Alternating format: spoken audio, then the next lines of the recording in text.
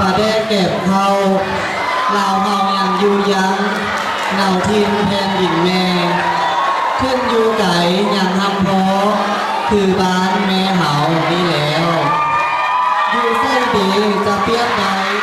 จะไม่ดังมาหลายปีแล้ว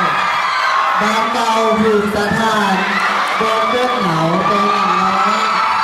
สุดที่งามเลื่อล้นเมืองคนใดเสมอหยา